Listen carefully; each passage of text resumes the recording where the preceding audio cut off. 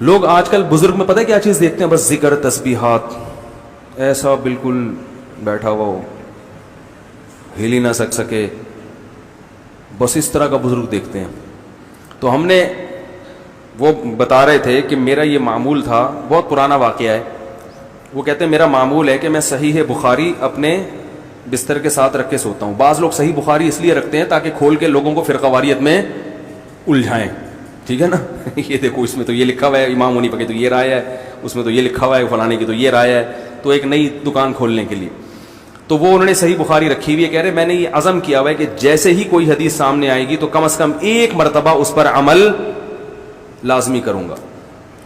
تو کہتے ہیں میں نے جب صبح اٹھ کے حدیث کھولی تو اس میں لکھا ہوا تھا کہ جو چاہتا ہے کہ اللہ اس کی عمر میں برکت دے، اسے چاہیے کہ رشتہ داری جوڑے، اسے چاہیے کہ رشتہ داری جوڑے.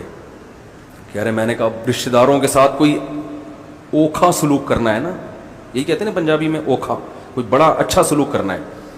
ہم ہوتے تو ہم کہتے آج سب سے سلام دعا کر کے خیریت پوچھو، اچھا سلوک ختم. کیا خیال ہے؟ میں نیت کرتا ہوں اچھا سلوک کرنے کی، فون اٹھایا، بڑے بھائی سے خیریت، اچھا وعلیکم السلام، چھوٹے بھائی سے خیریت، بہن سے خیریت، ابا اماں ٹھیک، چلو آج ہم نے سب سے کیا کر لیا؟ بولو بھائی، یہ ہوتا. تو کہتے ہیں کہ اللہ کی قدرت کہ کہتے ہیں کہ میرا ایک شاگرد تھا، ہاں کہتے ہیں میرے پاس، یہ پرانی بات ہے نا، تو میرے پاس کچھ پیسے پڑے ہوئے تھے 25,000 روپے. وہ 25,000 اس وقت ایک رقم تھی اور ان کے لیے تھی، کیونکہ ان کے پاس تو 25 بھی نہیں تھے نا، جو غریب ہو اس کے لیے تو 25,000 بہت ہے نا. تو میرے پاس پڑے ہوئے تھے کتنے؟ 25,000. تو وہ میں نے اپنی کسی ضرورت سے رکھے ہوئے تھے. کہہ رہے بالکل وہی ضرورت میرے بڑے بھائی کو بھی تھی. کہہ رہے میں نے کہا اچھا سلوک کا تقاضا یہ ہے کہ اپنی ضرورت کو قربان کر کے بڑے بھائی کی ضرورت پوری کر دو. کہہ رہے ہیں وہ 25,000 میں نے اٹھا کے ان کو ہدیہ دے دیے، گفٹ، کہ یہ آپ کو گفٹ ہے. ان کو یہ نہیں بتایا کہ ایکچولی ضرورت تو مجھے تھی، مگر خون تو خون ہوتا ہے نا. ہمارے یہاں آٹھا نے کسی کو دے گا اور ڈائلاگ ایسے مارے گا مگر اپنا خون تو کیا ہوتا ہے، ایسا نہیں. بس یہ جی ہدیہ دے دیا ان کو اور اپنی ضرورت کو کیا کر دیا؟ قربان. کہہ رہے ہیں اگلے دن کیا ہوا کہ ایک آدمی آیا جو میرا ہی شاگرد تھا اور خاندانی کنجوس مشہور تھا. اس کے بارے میں یہ تھا کہ مالدار بہت ہے مگر آج تک اس نے کسی کو کبھی ہدیہ، کوئی گفٹ اس کی جیب سے کسی کے لیے کبھی نہیں نکلا. کہہ رہے وہ آیا اور اس نے بڑی لجاجت کے ساتھ، بڑی عاجزی کے ساتھ 2.5 لاکھ روپے مجھے گفٹ دیے، جو بالکل توقع کے برخلاف. 2.5 لاکھ روپے گفٹ دیے. کہہ رہے میں نے کہا یہ 2.5 لاکھ، ابھی میں نے 25,000 دیے اور کتنے آ گئے؟ 2.5 لاکھ 25,000 کا کتنا ہوتا ہے؟ 10 گنا. اللہ نے کہا نا 1 کے 10 دوں گا. اب یہ دوسری آزمائش تھی. ہم ہوتے ہم کہتے ماشاءاللہ آ گئے، چلو جی اللہ کی نعمت.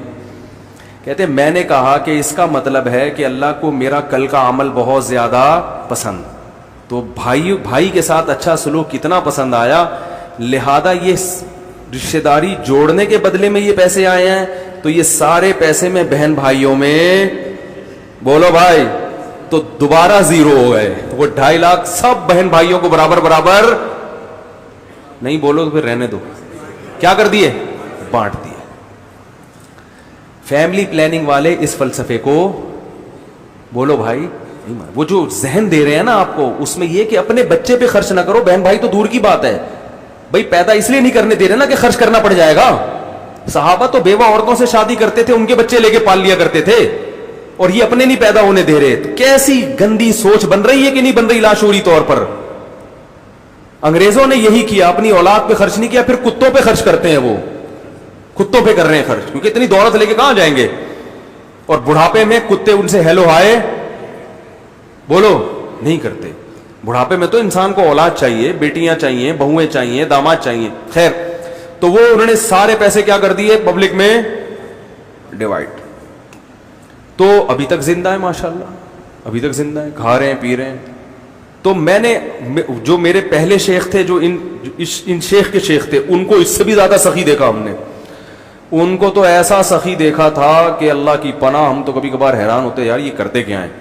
وہ جتنی آمدن ان کی زمینوں کی آمدن تھی، وہ بڑے مالدار تھے، اتنے مالدار تھے کہ وہ تو بھائی ہٹو بچوں، ان کی جو زمینوں سے پیسہ آتا تھا نا، ایسے بڑی گڈیاں رکھی ہوتی تھیں، اور اس میں سے اپنے گھر کا خرچہ نکالا جو بہت معمولی سا ہوتا تھا، وہ نکال کے باقی سارا فی سبیل اللہ.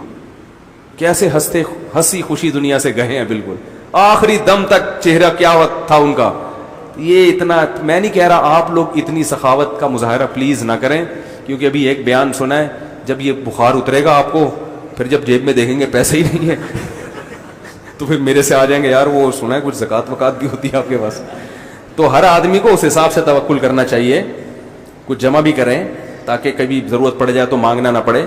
تو لیکن یہ جو ذہن بنایا جا رہا ہے، لادین قوتیں یہ کنجوسی والا ذہن بنا رہی ہیں، اور اللہ کو اوپر والا ہاتھ نیچے والے ہاتھ سے زیادہ محبوب ہے، کیونکہ اللہ سخی ہے. نبی نے فرمایا اللہ سخی ہے، سخاوت کو پسند کرتا ہے، اور سخی آدمی اللہ کے بھی قریب، جنت کے بھی قریب، لوگوں کے بھی قریب. اور نبی نے فرمایا کہ جو کنجوس آدمی ہے وہ اللہ سے بھی دور اور جنت سے بھی دور، جہنم کے قریب اور لوگوں سے بھی دور.